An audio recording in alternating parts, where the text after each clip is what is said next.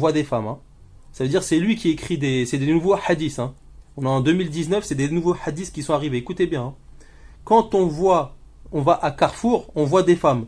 Alors pourquoi on va se plaindre si par exemple, quand on est dans la mosquée, on va voir une femme qui passe parce que à côté de nous parce que la porte, elle est après la porte des hommes. Elle passe devant nous. Vous voyez les exemples? C'est incroyable. Bref, on continue. Alors, à l'époque du prophète, il y avait des femmes qui allaient voir le prophète pour leur poser des questions. Donc ces imams là, ces innovateurs, ils disent quoi?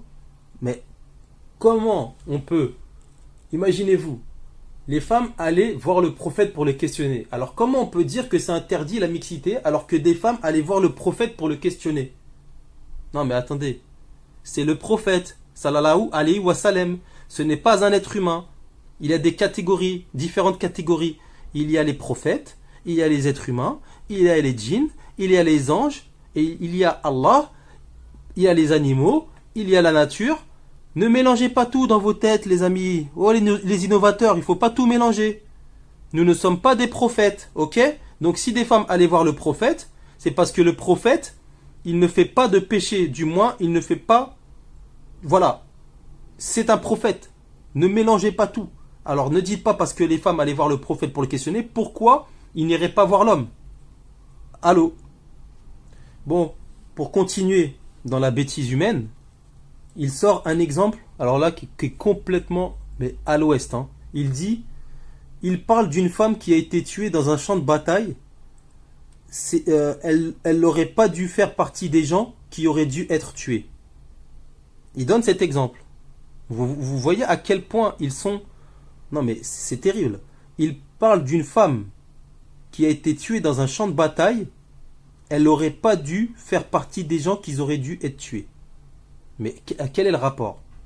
Mais déjà, si tu parles d'une femme qui a été tuée dans un champ de bataille, c'est que ça veut dire qu'ils sont en période de guerre. Si la femme, elle a fait son choix d'aller participer avec des hommes pour se battre dans un champ de bataille pour défendre ses frères et ses sœurs, c'est son choix. Quel est le rapport avec la mixité? Ils sont en période de guerre. Qu'est-ce que tu racontes? Je ne vois pas le rapport. Bon bref, on continue. Non mais je pense que c'est mieux qu'on en arrête là parce que là ça sert à rien que je vous fasse perdre du temps à raconter des conneries humaines qui racontent là pour égarer les gens. Donc là je préfère vous donner des preuves concrètes de l'islam. Donc voilà. Donc, alors hadith rapporté par At-Tirmidhi.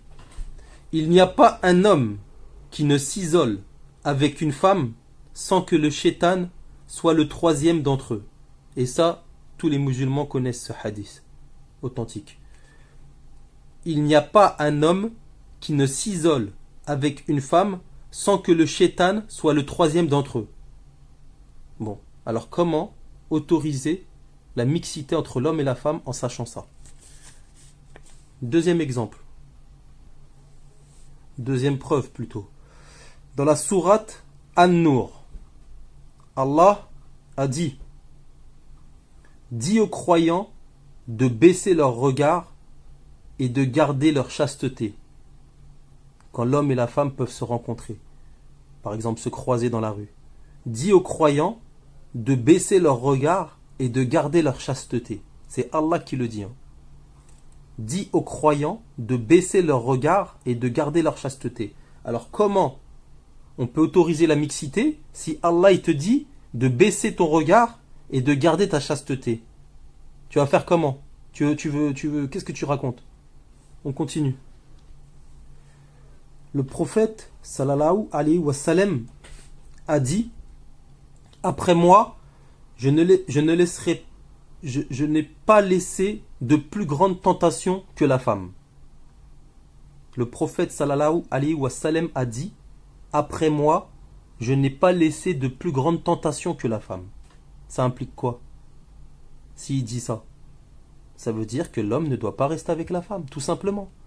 Car si, comme les autres disent, il y a la mixité, qu'est-ce qui va se passer? Il va tomber, ça peut l'amener dans la fornication, la zina, qui est un très grand péché, et dont les châtiments sont terribles. Donc, le prophète a dit: après moi, je n'ai pas laissé de plus grande tentation que la femme. Et malgré ce que Allah dit et ce que le prophète sallallahu alayhi wa sallam dit, ils autorisent la mixité. On continue.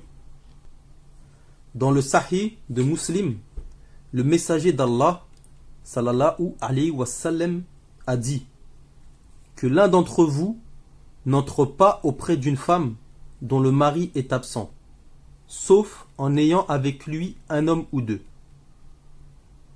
Je répète, le prophète sallallahu alayhi wa sallam a dit que l'un d'entre vous n'entre pas auprès d'une femme dont le mari est absent, sauf en ayant avec lui un homme ou deux. Donc qu'est-ce que ça veut dire? Là, il est en train de parler d'une femme qui est mariée et dont le mari serait absent. Ce n'est même pas une femme qui est, on va dire, qui n'a pas de mari, qui est célibataire. Une femme qui est mariée. Et il dit, il faut que l'homme soit accompagné d'un homme ou deux. Ça veut dire, malgré que ce soit une femme mariée, ça veut dire qu'il se pourrait que les hommes qui vont frapper à la porte, peut-être ils pensent que le mari il est là.